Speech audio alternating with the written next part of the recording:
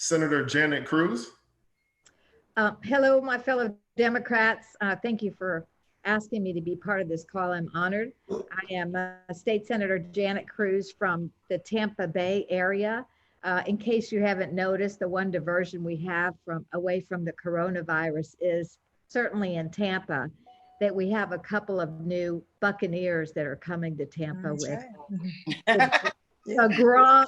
Yeah. And so Tampa has a little excitement in the time of coronavirus. And also I was thinking today and yesterday a little bit about those folks and the Democrats, everyone, Floridians that are in the service industry, and how much we appreciate them, especially now that we can't access their services. And if you see something here on the side of my face, it's not a bruise, it's not a shadow, it's actually hair color, because I put hair color in my hair yesterday and was working, and a piece of my hair stuck to my face. So I have a big brown mark on my cheek. So I want all of you hairdressers out there to know that I miss you very much. And I also want all of those who I take for granted for my nail polish. You'll see that I have one hand that's polished and the other that's not.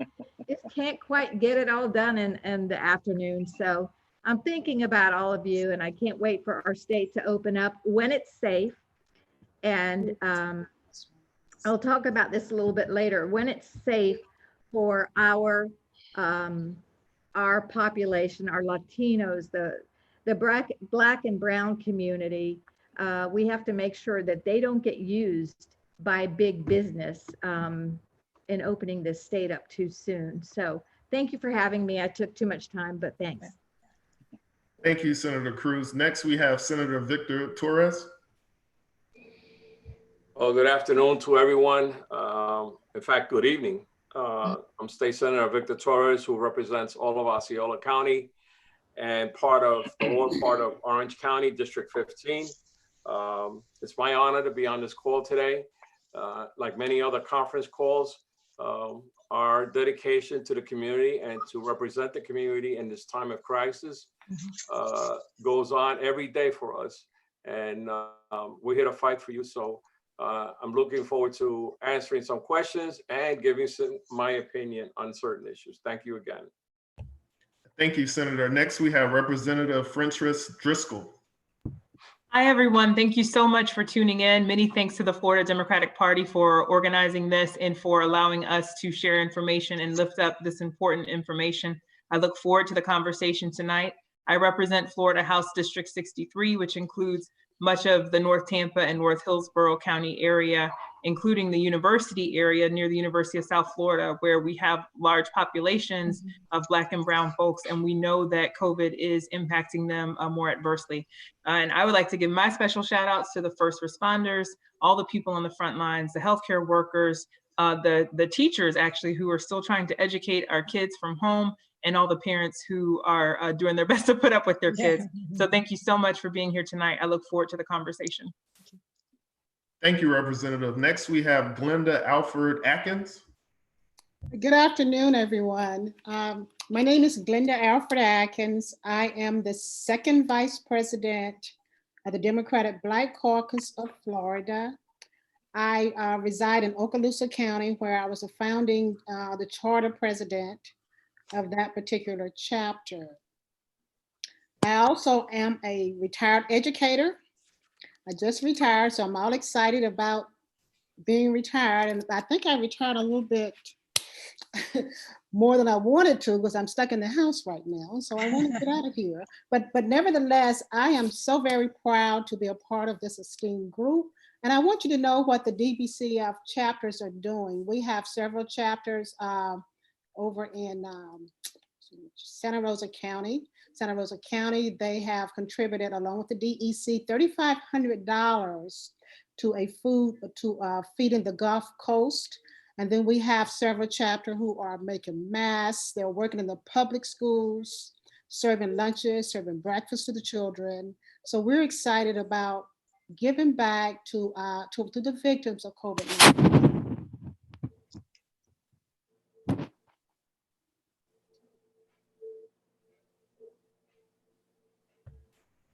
Thank you for that. Last but not least, we have Cesar Ramirez.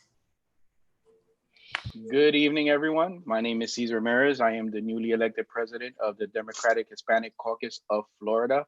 It is my pleasure and honor to be on this panel to talk about all of the important issues surrounding our Black and Brown community. Being president of the Hispanic Caucus is a dynamic opportunity for me to represent the Hispanic voice. I don't want to just say that I'm going to represent the Democratic Hispanic voice. I want to say I represent the the Hispanic voice at large for everyone, because I really believe a lot of the issues that we're going to talk about today is going to be reflective of all Hispanics, regardless of whether you're red and blue, because at the end of the day, we're red, white, and blue. So I think that there's a lot of importance in having this conversation. I'm also the vice chair of the Polk DEC, and super excited to be on this call. And I want to thank you guys for inviting me to participate. Great. So without any further ado, let's get started. The first question is for you, Chair Terry Rizzo. Okay. Since the coronavirus pandemic first started, many issues have been brought to the forefront, ranging from the state of our healthcare system to economic disparities that are also being fueled by racial inequalities. The Florida Democratic Party convened this panel today to have this very important conversation on coronavirus impact on Black and Brown communities. Right. Can you tell us why this discussion is so important to the Florida Democratic Party? Absolutely, Clifton. Thank you very much. Well, here in Florida, we have seen years of inaction from the Republicans in Tallahassee that has led us to a situation where our state government is failing the people who need help in this crisis. And the coronavirus crisis has brought to the forefront not only a public health crisis, but an economic one. And I think everyone on the panel is going to be speaking to that. When it comes to public health, access among Latinos and African Americans, specifically here in Florida, has been an issue. Republicans refusing to expand Medicaid since 2013 or to protect the Affordable Care Act from the beginning and even up until today has created a system where communities of color have suffered the most. And I think everybody's in agreement with that. On the economic side, Florida's unemployment system was literally designed by then Governor Rick Scott and the Republican legislature to fail Floridians. And now the governor and Republicans in the legislature have done little to increase benefits or reduce restrictions to make it easier for people to apply. They're not interested in helping working Floridians.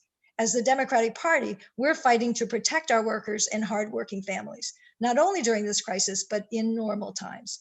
It's fundamental that people have access to healthcare and that their healthcare is not being in constant attack by this administration. Unfortunately, and as we know, the Trump administration and the Republicans' response to the pandemic continues to protect corporations and donors over the well-being of people and the workers on the front lines in this crisis. And we need to change that reality. Our Democratic legislators have been doing a fantastic job, not only by providing resources to their communities, but also holding this governor and the president accountable for their chaotic response to the crisis. We in the Florida Democratic Party care about the well-being of our communities. And what we're seeing happening in two very important communities, like Hispanics and African Americans, is outrageous, and more needs to be done. And that's why we're here today having this important conversation. Thank you. Thank you for that, Chair Terry Rizzo. The next question is for Senator Torres. Senator Torres, you represent a district that encompasses a large Latino constituency.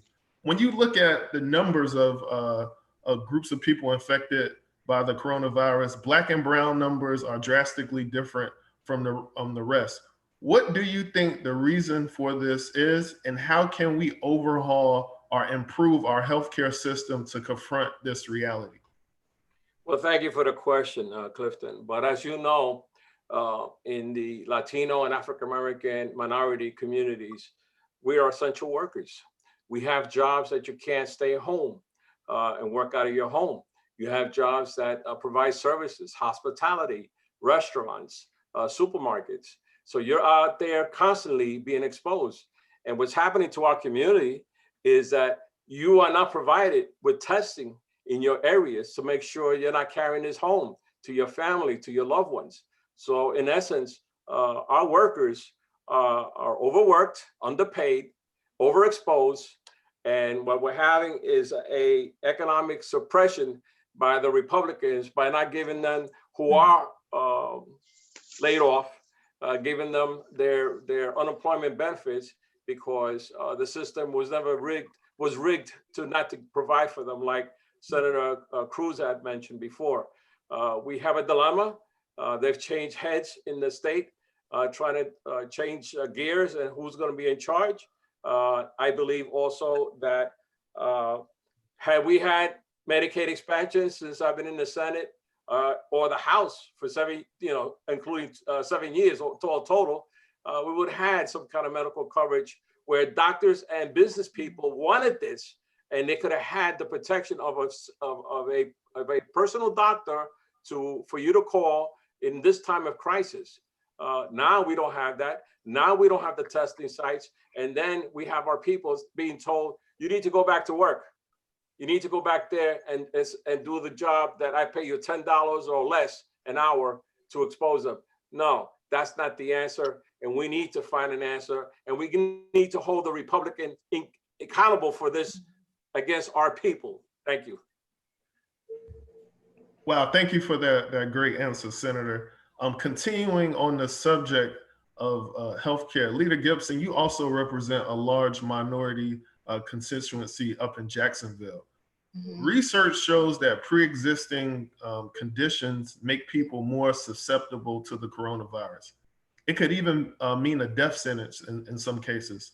With African Americans especially have a high risk because of conditions such as diabetes and high blood pressure, what measures should the state take to protect those who are most vulnerable?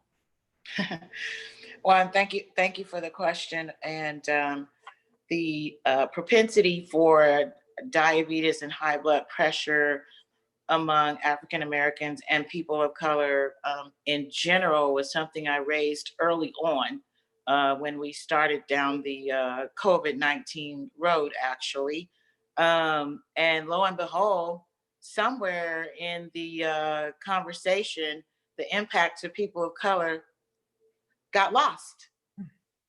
They totally dropped the occurrence of diabetes and high blood pressure as an underlying condition and just started saying underlying conditions without qualifying what those conditions were. And so that was a travesty, number one, because it is our duty as public servants, and certainly it's the duty of those working in the governor's administration that are part of our health department system, and our Surgeon General should never have dropped that issue as an issue of importance as it relates to the health and safety of people of color and African Americans in particular. And so right now the state needs to increase the testing. So whoever heard of, we ramp up a lot of hospital beds, but we don't ramp up testing. Now that's just ridiculous. We open beaches and then we say, oh, we're gonna start putting some community testing sites in the neighborhoods. I'm like, well, I think you should open the beach after that. And we should start talking about reopening after we test and verify. Because we already know that African-American communities have not had the community testing sites in their neighborhoods. It just happened. That UF has one. They started, or they're moving from different locations. And then I believe there's one that's supposed to start either next week or this week. But we're putting the cart before the health horse, right? So we want to open our state, and we want to further endanger those people who have yet to be tested in African-American communities, number one, and who are most likely to be susceptible to the virus or COVID-19, if we want to be medically correct, not only in being carriers, but also having serious health implications, because we know it attacks the lungs. And we know if you have an underlying condition like diabetes and high blood pressure, your system is already under attack. And so the state, right now, they need to pull back. They can talk about reopening all they want, but they need to put a little period or semicolon for a second and make sure that we test and verify. And I hope I didn't take too long because I have a whole lot more I can say about. No, you didn't. That was a perfect response. And we're going to get back to you on the subject of Jacksonville beaches opening it up and the mayor who thought that was a good idea. But that's going to be later in our program. But does anyone else on the panel have an answer to that question? Great. So moving on, Senator Cruz, we have folks watching from across the state who may be interested in the subject, but not, necessarily follow any legislation that you have, filed in Tallahassee. It would be great if you could talk to us about legislation you champion in the Capitol that deals with healthcare. Well, I think one of the, and thanks for the question, but I think one of the most important pieces of legislation that I, along with almost every fellow legislator, Democratic legislator in the House and the Senate fought for, and that was for the expansion of Medicaid. Yeah. And as a result of that, we have almost 6,000 deaths a year in this state for people that don't have any coverage and don't have access to primary care or health care. And it's egregious and it's unacceptable in this state. And the sad part about that is the money that we won't accept. We become a donor state, federal taxes that we pay in go to other states for their folks to have better coverage. So it's a shame that 20 years of Republican rule have put, their political policy over life, but that's what's happened here. So I think that's probably one of the most important fights I've ever fought for. I ran legislation for equal pay for equal work, and a few of us legislators have kind of shared that bill back and forth. I think a very important bill that I ran this year was the cost of insulin is skyrocketing for no apparent cause except for that of price gouging. So I ran a bill that said, irregardless of the amount of insulin you need, insulin would have to be capped at $100 copay a month. Insulin is, there's really no generic equivalent because it's a biologic, but it's been around for 60 years. And the gentleman that invented insulin actually sold the patent for $1 so that everyone could have access to it. But greedy big business has figured out a way to create shortages and skyrocket the price. What happens when this happens is that those underinsured, those people that fall through the cracks, that can't afford to buy insurance through their employer, but don't qualify for any kind of public assistance, do without. And what they do is they buy their insulin, but they ration it rather than give themselves the doses, and they end up in the emergency room in diabetic comas. And it's just wrong. So we worked on that. I ran a bill that asked for free medical marijuana cards for veterans, so they wouldn't have to pay the state fees for a medical marijuana card. And the reason that I did this is because, I want veterans to seek alternative methods to pain control, move away from Xanaxes and opiates. And if it's medical marijuana that works for them, then so be it. Let's make it easier for them. I want to talk just a minute about the Black and Brown population and what happens specifically with this job loss and this COVID situation. Hispanics were surveyed, and 66% said that if they had to be off for 2 weeks because they had COVID, they would not get sick pay because they're working in industries that's not covering them for sick pay, and that worries me. And also because of our education gaps sometimes, and and our immigrant influx, only 16% of Latinos say that they have the ability to work from home, because most of them work in the service industries. A great many of them have to be physically at the site in which they work. And I always say that when America has a cold, the Black and brown communities have pneumonia. We always seem to be hit harder by recessions. Our numbers are always worse. And a study showed that 49% of Hispanics have someone in the household that's lost their job or had their hours reduced.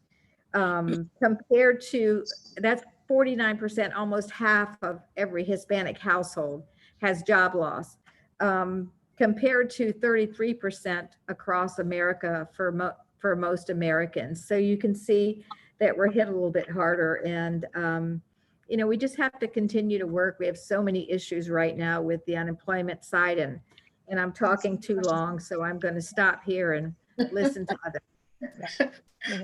Senator Cruz, I'd like to just ask a quick follow-up question. You talked about the bills that you introduced. Can you tell us what happened to those bills? My insulin copay bill was actually met with great enthusiasm, but the big pharma made sure that it didn't go any further. It moved along in the Senate, but they wouldn't even give it one hearing. They wouldn't even assign one committee meeting on the House side. And that's often the way this works. You know, we'll let it move in the Senate, but we'll make sure it doesn't go anywhere in the House, or kind of sometimes vice versa. But it did not move, but we won't stop. Colorado passed the bill and it's doing well. And we're going to pass this bill in Florida. It just may take a couple sessions. Okay. Thank you, Senator. Next, Glenda. The Centers of Disease Control does not require data to be captured and released to the public dealing with coronavirus numbers. And even though Florida does track these numbers, many victims are listed as race and ethnicity unknown, making it difficult to track how many African Americans are testing positive or dying for that matter. Do you think knowing the race of the victims is important for accountability when it comes to the Florida government? I think it's vitally important. And the reason why I think it's important, well, first of all, let's look at the statistics. Statistics shows Broward County, Miami-Dade, I believe Wisconsin and Chicago, they are leading in the number of African Americans and Latinos with this disease, Hispanics with this COVID-19. So how are we going to address the issue if we don't have the facts, the data that address the people who is targeting? How are we going to address that? It is impossible to address it. I heard, well, Dr. Fossey, he said that in the next day or two, they were going to make it happen. Now, they are addressing gender, demographics, and so forth. So why not address race? This particular, we have to have accountability. If we don't have accountability, then shame on us. And what the reason why I say shame on us is that we as leaders, we have to monitor what Dr. Fossey said. We have to monitor, make sure it happens, because it is of vital of importance. The lawyers, I think it's called the Civil Rights, Lawyers Committee for Civil Rights, which consists of Elizabeth Warren, Cory Booker, and some doctors. Like there's a few more. I was on a call with the NAACP the other night, and they were on the call. And so these people, they are addressing it from a national level. We need to make this happen in Florida.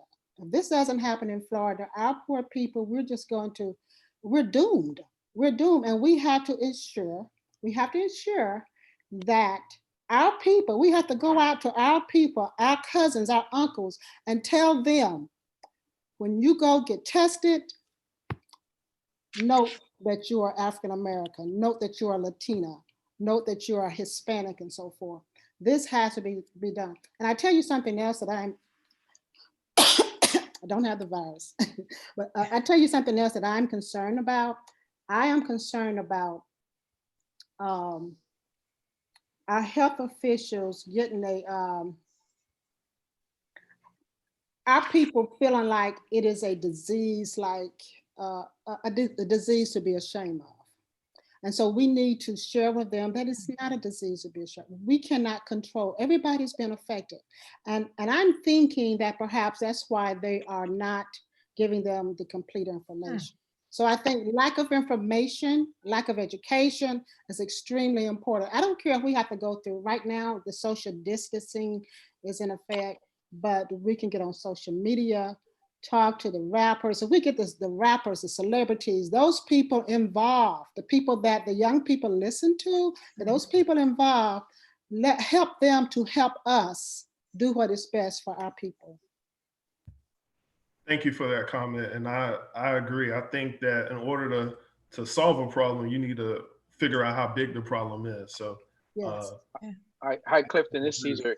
Can I offer a thought Absolutely. on that particular question? Absolutely. So here's the reason why I think it's really important to track these demographics. I mean, I have two very important. The first one is, if those demographics are not tracked, then the allocation of resources is not done properly. We will not get the attention that is needed for our community if it's not tracked. They will say that there is not an emphasis in this community to provide them any type of resources because they don't have the number that will support that. And I actually think that that's by design, you know? So those are the things that we have to change, and we have to be aggressive with that. The other reason why it's important to track this is, good Lord, for scientific reasons, we should be able to quantify those demographics in any scientific research in order to deal with this pandemic. I mean, you know, mathematicians know that X plus Y equals XY. So if we don't know these variables, how do we put forth a strategy or a plan to solve these issues? Data is king. And if there's certain pieces of information that's left out purposely, then we will never get to the solution. And maybe that is also implemented by design. And that is why we have to change that. And that is why we are all working so hard to do that. And I just wanted to put those two reasons out, because I could not even understand why we will still be under other, especially in a scenario like this. It is so irresponsible, and we need to be the tools of change. It is. I'd like to jump in on this one too. It looks like we all do. This is we got a town hall now. Okay. So thank you for those very important points, Vice Chair Glenda and Chair Ramirez, because you're absolutely right. We need to push for these demographics. Just so you know, there are members of the Black Legislative Caucus that have been pushing for these demographics so that we can get this information, because it's critical. And I'll tell you, Chair Ramirez, your comments made me think of something else, which is the census. We have a census that is going on right now, and we know that Black and Brown communities are oftentimes undercounted. That's right. So in addition to reflecting back to our communities the information that we get back, that we get about COVID-19, we also need to make sure that we're pushing our communities to respond to the census. I'll tell you, it has had a dire impact even in Tampa in terms of COVID-19. And I'll just show you real quick how the two are related. There are federal dollars that were coming down the pike, but you could only get it if your city or your county had a population of 500,000 or more. And Tampa missed the mark. And we know that in East Tampa, which has one of the largest concentrations of Black folks in our community, was grossly undercounted. So people need to respond to that census because it makes an impact on the dollars that we get.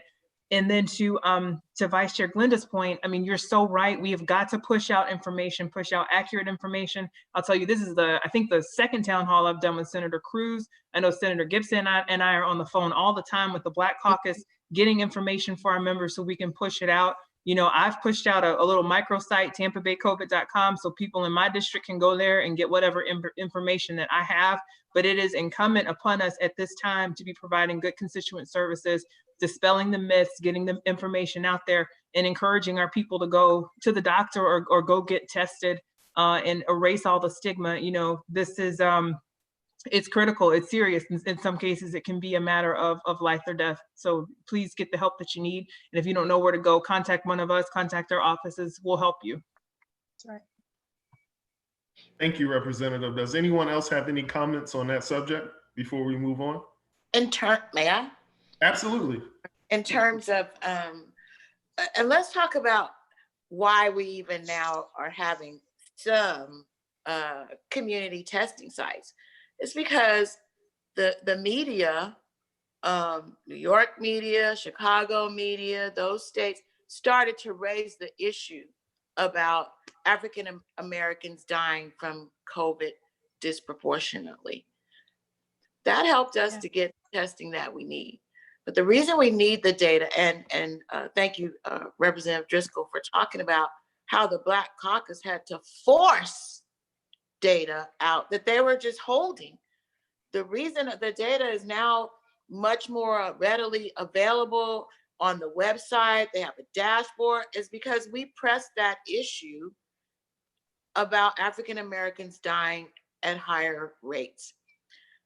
So we need to know the data, because until people understand the message, they don't do anything to protect themselves. We have to dispel rumors also. I heard some folks thought that African Americans couldn't get the virus. I'm like, are you kidding me? Oh, wow. That is so far away from you, but you don't, because if you're out in the community, you start to hear these ridiculous things because people don't see the number of people who look like them that are dying. And so we need to know the numbers so we can raise up against the neglect of having testing sites in our communities and having testing minority populations much more. We weren't being tested, and we still don't have enough tests being done today. And the last thing I will say is this, because Florida wanted to push back on whether or not we had a high rate of death of African Americans. Well, let me tell you what, when your death rate starts to get close to your percentage representation in the state, or it starts to surpass it, that's a problem. And it is impacting that community tremendously. So we have to be the purveyors of correct information. When the test center opened, it's a research site by UF Health, which is a little bit different from just a regular testing site. I posted it, I tweeted it, and guess what? I showed up at the site, encouraged people, and I did my test very publicly. And I had to put on Facebook, I don't have any symptoms, people, don't start any rumors, but I'm doing this to encourage you all to do the same thing. And so we have to more lead by example and show it to make people recognize, well, hey, you know, she did it, I can probably do it too. And I said, bring somebody with you. That's the message I usually put out. And we have to do that around the state. It's really important for certain populations of people who need to be tested, but they almost need a push and a why. So thank you. Thank you for that, Senator. I think we all could agree, DeSantis, we need the numbers. Moving on, Senator Torres, Hispanics are also less likely to have health insurance or to accept federally funded health care for fears to violate the public charge rule enacted by Trump administration earlier this year. Seems as the Trump administration rule penalizes legal immigrants from using public assistance programs such as Medicaid. What impact does that have on the Hispanic community during a pandemic? Well, thank you for the question. I think the question has to be, why are many Hispanics not covered on the health insurance programs? Why they lack healthcare services?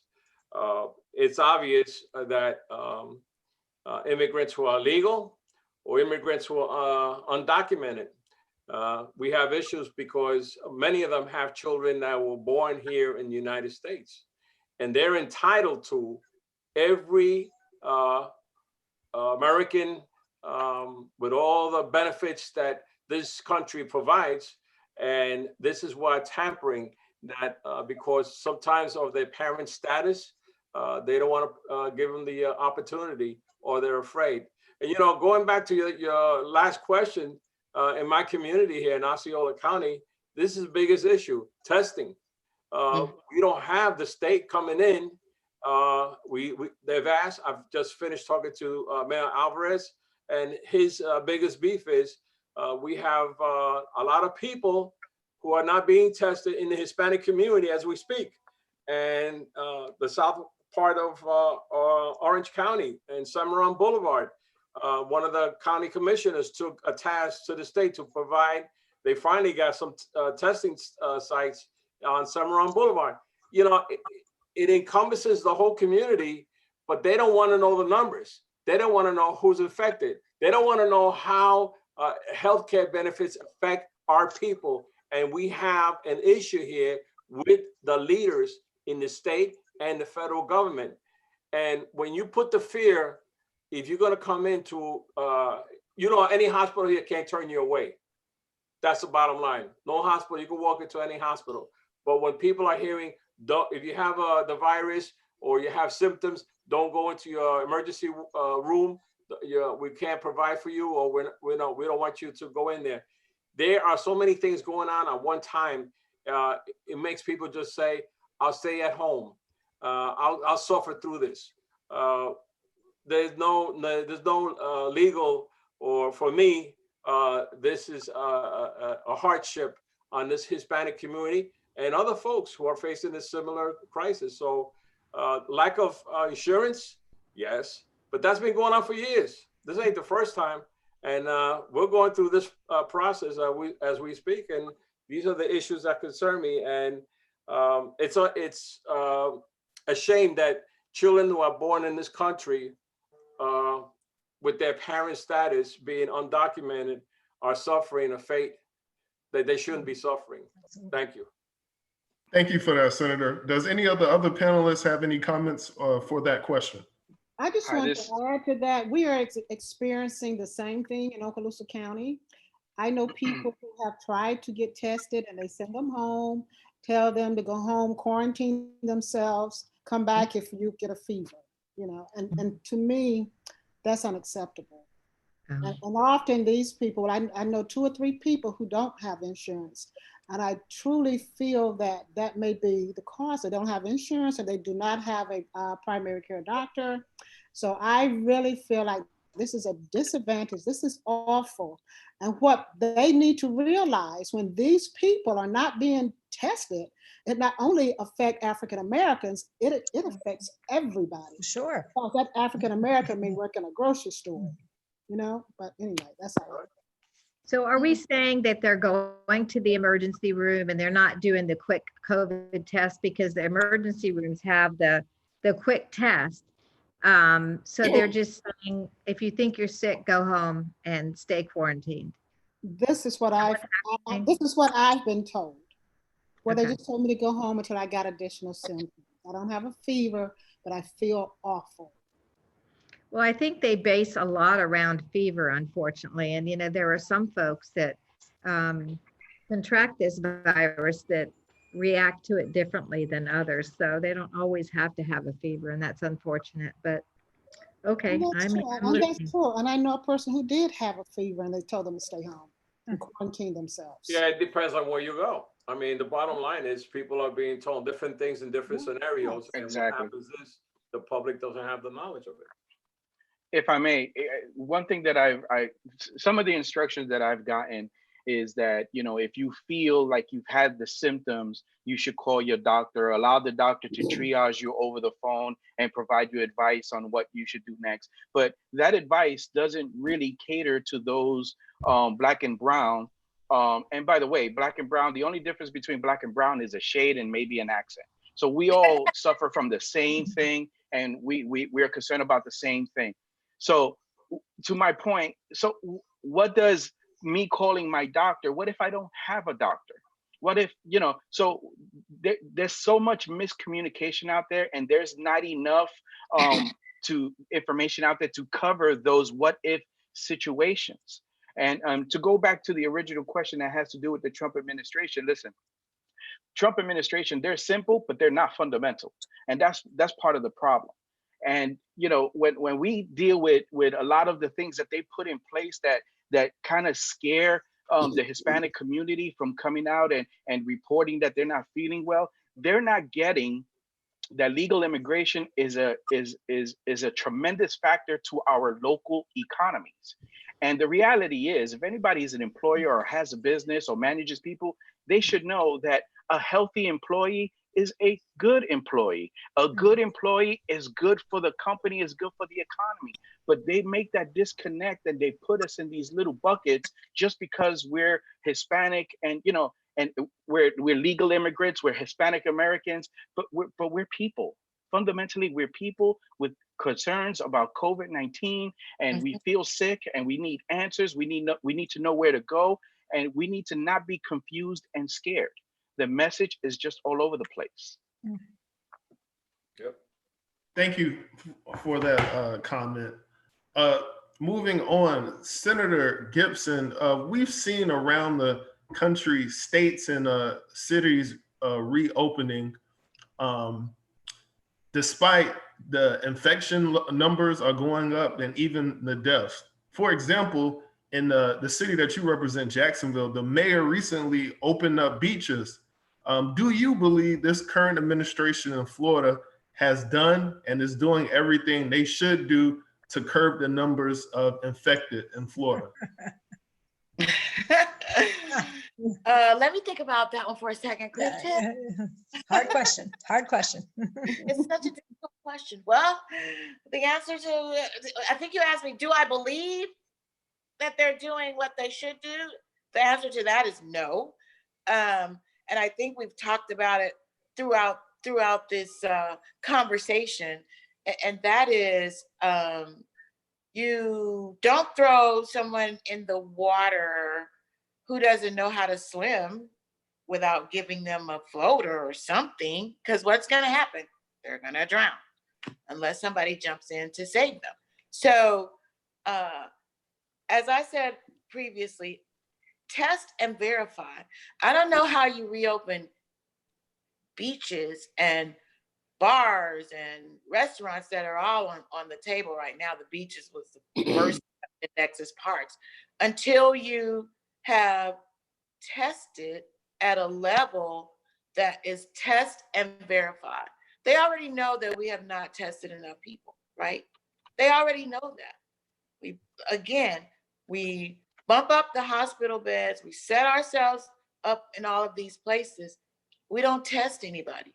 So we open things up for people who are not necessarily social distancing, not even in the grocery store. I see that sometimes too. I was at the post office the other day and I go, where's your mask? Where's your mask? People aren't wearing masks either, because we're sending mixed messages in the public arena. That's the problem. Period. Starting with the president. Absolutely, because there is a rush. Yes. There is a rush to open the economy for whom? Because if there are workers who are sick or they're in the hospital, who's going to work? Nobody. And we're putting them in harm's way. And that is anti-American on any day. So if you truly care about Americans, regardless of or citizens of the United States, even regardless of their ethnicity, then you wouldn't put them in harm's way. And that's the same scenario I believe is happening in Jacksonville. You can say there's social distancing. You're not watching people from the time they get to the beach to the time they leave the beach. Not at all. Where are they parking? Some people were sitting on the beach. They were not walking or biking. They were sitting on blankets. That was supposed to not happen. And so we're exposed people because we don't know exactly whether there are still carriers, people who are still positive. We don't know because we haven't tested enough. Can I add to that too, and just say that, you know, it begins with strong and solid leadership, which we haven't had from day one since this coronavirus broke out. And if you take a look at New York, Florida is now larger than New York. I'm sure that all of you have been watching Governor Cuomo's daily reports. I mean, there's no confusion. People are receiving answers from a very solid public figure, and they're feeling confident in what he's talking about. And there aren't all kinds of side stories, or, I mean, he's just telling it like it is. And if we had some leadership in our state that Floridians could tune into and all be receiving the same information, we'd be so much better off. But there's such a lack of information, from the virus to the testing to the results to unemployment to small business relief. It is a big mishmash of disinformation, disorganization. It's a disaster, and I am ashamed. And I will tell everyone that we have to take a look at this. We have to see, in Floridians' deepest, darkest hour, when they needed us the most, when they needed a check to put food on the table, we failed them.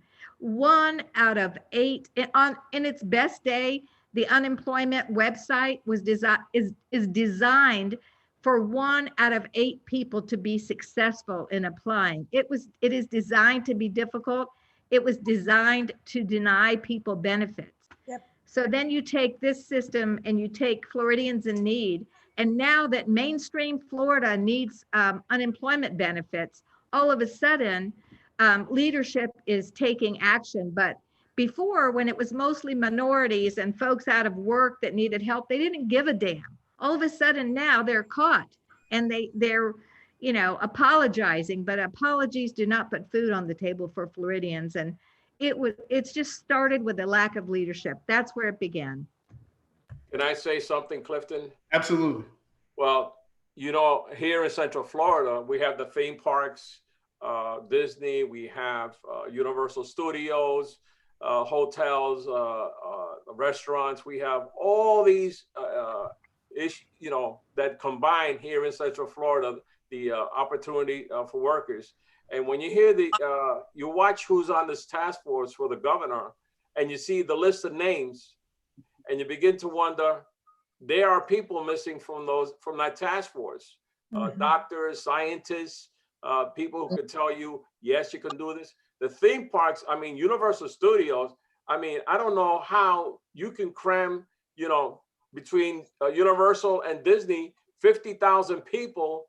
How are you going to monitor this? How are you going to control the spacing? How are you going to control it to the restaurants or to the bars and to anything that's out there? There is no control. There's no mechanism for that. The problem we have is, and I want to tell you, you watch this president, he will pull the finger. If something goes wrong in this state, he's going to say, I didn't approve of that. It's the governor's problem because he approved of that. My problem is my people suffering because of these idiots who are trying to put us back and opening up this state. That's my issue, because they don't care about the little folks, the working class. They don't mean anything to them. And that's the issue that I have. And I'm hopeful that the Democrats that we do have on these committees or this task force, that you reach out to them and let them know, don't you dare support this opening of the state. Stop this at its tracks and have some boldness and stand up for the Democrats who are fighting for the people every day. That's all I got to say. That's right. job. If I may add, I just want to add one thing, because what Senator Cruz also mentioned was very profound. It really does have to do with leadership. Look, let's be realistic about something. There's anxiety out there, you know, and some of these mayors from different cities, they are under a lot of pressure from a lot of the people, a lot of the business owners. We got to open, we're losing money. I'm gonna lose my life savings, and I get, and you know, and that is completely understood. But a strong leader can weigh the difference between tomorrow and next week, tomorrow and next month, tomorrow and next year. Because I had a cold one time, and then that cold turned into bronchitis, and then I still went out to work, and then I ended up with pneumonia. You know, and I ended up hurting myself more than helping myself, but I was concerned about my job and providing for my family. So I think that they have to be able to measure long term, and that is something that a true leader knows how to do, and understand how to deal with the people who are providing those pressures. Listen, nobody is saying that there's not anxiety out there, that people do not want to go back to work. My daughter, 6-year-old, she has her attacks every other day because she misses her friends and she misses her teachers. But we have to think today, tomorrow, for next week and next month. And that is the problem with mayors such as the one in Jacksonville, you know, pushing the envelope and doing things with, you know, without major concern to what this could mean in a couple of weeks. We have a president, we have a governor who wants to be president. And Jacksonville has a mayor who wants to be the governor. Okay. And they're all connected together. And that's the problem we have. But let me throw out a conspiracy theory here. The whole push is to try to get folks back to work that really cuts them off from their benefits, from their unemployment benefits I'm talking about. Right. Because some people will collect more than they actually, including the federal pandemic benefit, more than they make in a week at work, more than they make per hour at work. Maybe they'll raise up and say, give me my doggone raise that I should have. They want to hurry people up, whether they live through this pandemic or not, whether they will be exposed or not, because they want them to come to work and cut them from their benefits. That's what's going to happen. Thank you for that, Senator. Just want to move forward because we're getting to the end of our program. Senator Cruz, this question is for you. Okay. And we're going to switch gears here and look at the economy and unemployment, which is something that's very important. And millions of people around the country are filing for unemployment. Floridians are losing their jobs by the tens of thousands, and the state's unemployment system is broken, providing few benefits and overwhelmed with applicants. When accessing the website and changing the language to Spanish, the system does not seem to load properly and it glitches. What changes need to be implemented to ensure Floridians are getting the financial help they deserve and that they pay for? Well, you know, it's more disrespect and more dehumanization, if you ask me. This happens with many state applications. You know, Floridians request mailings in Spanish and they don't receive the notices in the language in which they're most proficient.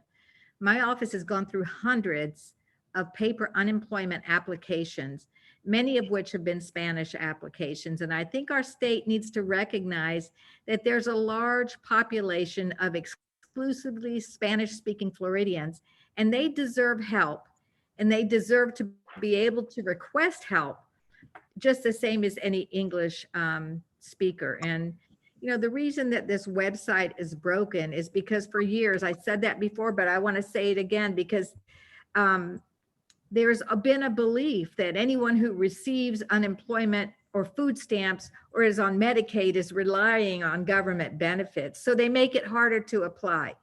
In my opinion, it is humiliating and dehumanizing, and that's what they want.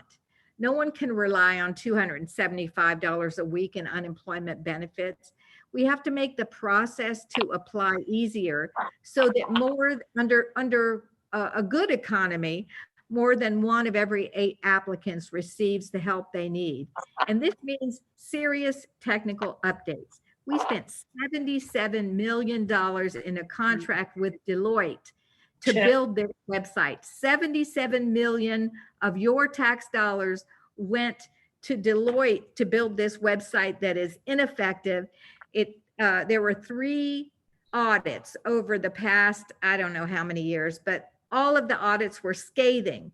They said there were terrible issues with this website, but they chose to ignore it because remember, these are people that are relying on government for help, so they didn't care.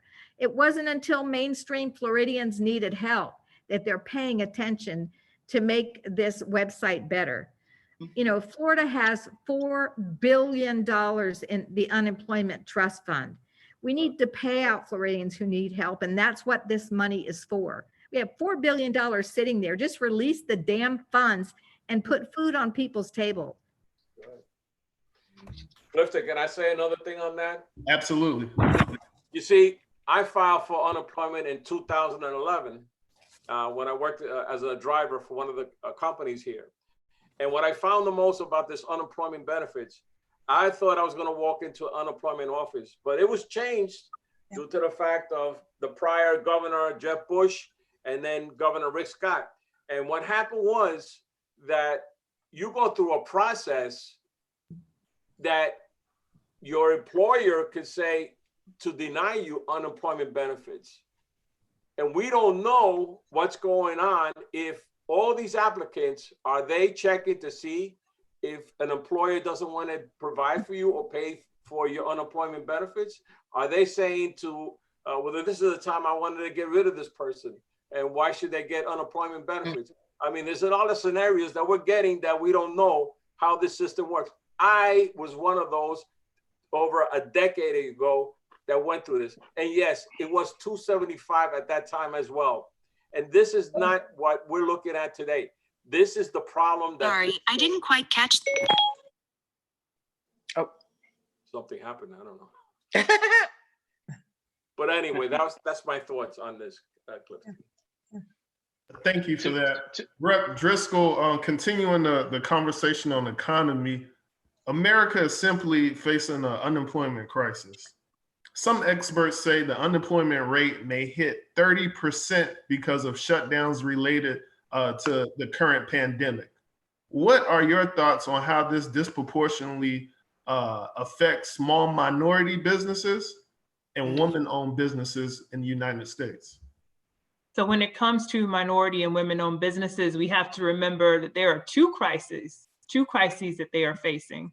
The first is, of course, the impacts of COVID-19, but then the other are the structural impediments even to existing and thriving as a minority and women-owned business. And now that we've got this crisis, those two things are coming into play in very dangerous ways. So what do I mean? For example, we're still waiting on the data, but what we expect is that there'll be more difficulty for our minority-owned businesses and women-owned businesses to get access to federal relief. So the Brookings Institute recently came out with a brief about this.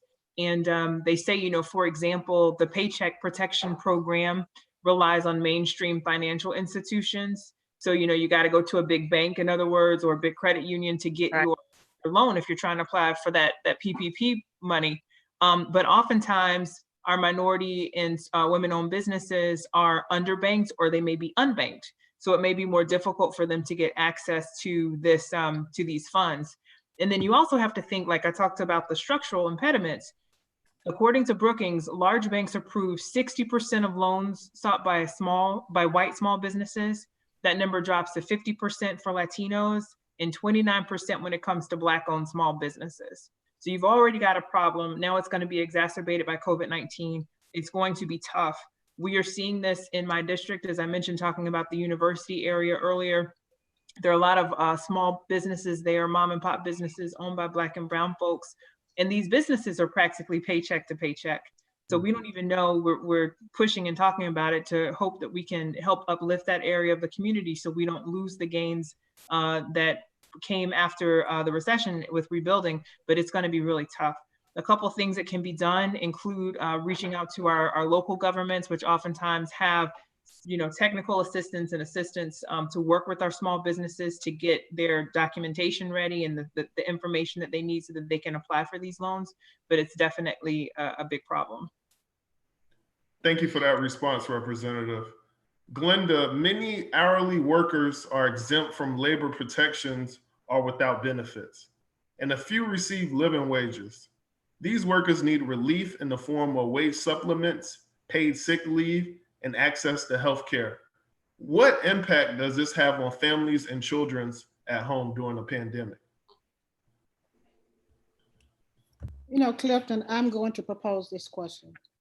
If you had the choice to buy groceries, pay your rent, or get health insurance or go to the doctor. I heard Mr. Torres say a moment ago, Senator Torres, say a moment ago that, well, someone said they had bronchitis. I thought it was Senator Torres, maybe it was someone else. That he had bronchitis, it turned into pneumonia because he chose to work. And he did not have the opportunity to go. So that's a grave impact. The other impact that I have seen is you find these grocery workers, our essential workers. I don't have to name them, you know who I'm speaking of. You see these essential workers, they do not have the opportunity to work from home. They're not corporate America. They go out, they take care of us. They're servers. They're servers. We're all servants, but they're servers. They serve the community. And with that being said, when they go home, they can bring the virus back to their house. I've heard, I don't know, but I've heard grocery workers who have actually died from the pandemic. And that's horrible. I have a family member who was a grocery worker and she quit. And I was glad that she did quit. I have a family member now who works in a daycare for the responders, for the first responders. I'm frightened. And you can imagine the different things that working in a daycare, because kids can get the COVID-19 as well. You can imagine what goes through her mind every time she goes home to her boys. Not to mention herself. So for me, this is paramount. We have to do something to address this issue for our African Americans, for our essential workers, Black, brown, white people who are out there working and do not have access to health insurance and inadequate housing. Inadequate housing, that's part of the problem. Not having medical attention, all those are factors that contribute to this. So my question to you, what would you choose? And it's sad that it comes to that, but this is their reality. Thank you for that. Okay, I'm sorry. Sorry to cut you off, but thank you for that, Glenda. We're nearing the close. I just want to make sure everyone has a chance to speak their minds before we sign off. Does anyone have any last comments before we conclude our conversation today? Hi, this is Caesar. I just want to remind folks who are watching that, this conversation is about the concerns of the Black and brown community. And we constantly have to remind ourselves that what are the impacts to our communities? From a Hispanic perspective, this is something that, it is already research that more Hispanics over other Americans say the outbreak is a major threat to their personal financial situation. The survey also found that Hispanics might be financially more vulnerable than any other Americans. Not to include the Black community, because we're in the same boat. Every time I know folks personally. I got members of my own caucus who reached out to me and said, Caesar, I tested positive, myself and my wife. You know, and they're elderly folks, and I am super concerned for them. My aunt tested positive, and so did her daughter and her grandson tested positive. I am super concerned. I'm concerned with those folks in the Black and brown community that have underlying conditions such as diabetes and hypertension. I have hypertension. I am concerned what that impacts them if they were to be tested positive. Bottom line, folks, for our viewers watching on Facebook Live, we need strong leadership. We're not blaming anybody for this COVID-19. It is here, but leadership is going to help us get out of it. And I just want everybody to understand that if we don't address this and have more conversations like this and educate our viewers and listeners and our constituents, then we are going to be at a loss. And I think that we're invigorated, we are ignited, and we're doing all the right things. And I just want to say thank you to everyone for allowing me the opportunity to represent and be the voice for my community as president of the Democratic Hispanic Caucus. So thank you. Anyone else? Well, I just want to leave this message. I heard Tyrese say on our video the other day, he said, get the message out to our people that if we're not working, stay home, take care of yourselves. I know the governor has opened Florida, but you know your body, you know your health factors, and stay home to protect your community, moreover, to protect yourself and your family. Just stay home, otherwise you may die. I want to lift up one resource, and I try to mention it on every town hall, which that is if you are in the state of Florida and you are experiencing, you're facing homelessness, domestic violence, behavioral health issues, maybe even to the point of suicide, you can call 211. You can call 211. It is a free service. They will help you get connected to the help that you need. One of the issues that we're concerned about in the university area is the mental health fallout after all of this. It's been a time of isolation for some. There are those of us who are blessed to work at home, but there are some who are homebound and just wish they could be out and don't, you know, their routines have been interrupted. They don't have ways to reach out to people. So be kind at this time, be kind to your neighbors, be kind to yourself though. And if you need help, don't hesitate to reach out. 211 is an incredible resource. Thank you. And thank you for this town hall. It's been great.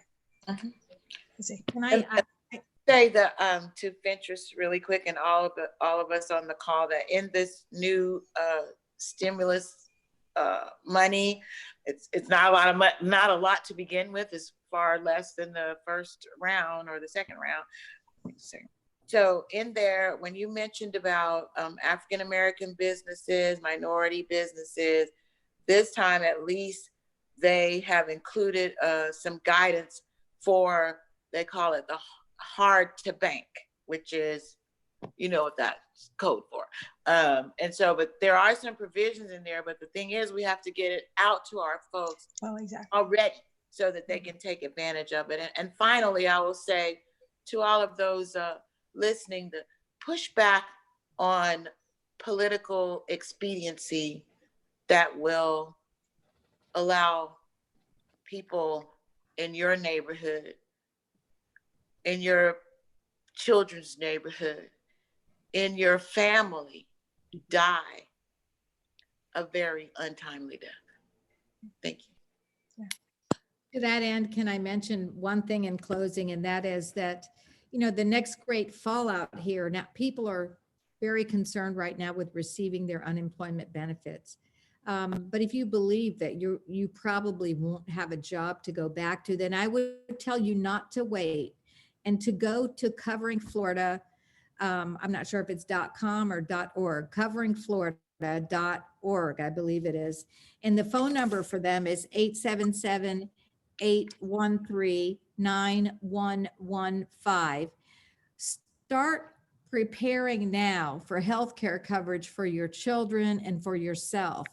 They will guide you. The navigators will guide you through the system so that you can take a look at what plans perhaps on the marketplace are available to you now with tax credits because you don't have an income, and get your children on kid care so that your children have coverage. The last thing that any of us want to see happen is to see someone out of a job without healthcare coverage and contracting this nasty virus. So take care of you and your family, go to Covering Florida and start the process, because we know that the unemployment process and this website is a disaster. And guess who built the website for Covering Florida? The same company. So before this website becomes overwhelmed, get started tomorrow on access to healthcare for you and your families. So thank you, Democrats, fellow Democrats. It's been a pleasure to be here. Thank you. And Clifton, I'd like to say also, I'd like to thank everybody on the panel and say this is a conversation that needs to be continued. The issues that were brought out tonight were very, very important. We need to continue the conversation, and everybody who's listening, the folks at home, continue to educate and spread the word about this and hold people accountable, and ask for and demand more resources be addressed and be given. It is very, very critical that everybody be a part of the solution and continue the message. And I want to thank everybody on the panel. And Clifton, thank you for putting this together. Thank you. Yeah. Thank you. Thank you. Thank you. Bye. Yeah. Good night, everybody. Good night. Stay safe. Be Good healthy. Good night. Y'all take care. Thank you. We can't hear you, Clifton. Clifton, unmic yourself. I'm sorry about that. There he is. Hey.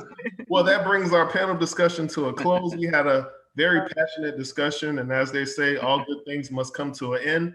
I want to thank all of our panelists for taking the time out to join us today and sharing their thoughts on some very key important issues that Floridians are facing. I also want to thank everyone who's watching from Facebook, YouTube, and Twitter. And I want everyone to stay safe during this pandemic. And if you're interested in learning more about the upcoming events with the Florida Democratic Party, please be sure to like and subscribe to our social media pages. Please join us next Thursday at 6 p.m. for our next virtual town hall on the conversation of criminal justice in communities of color. Thank you so much, everyone, and have a great evening. Bye-bye. Good night. Good night, guys. Bye.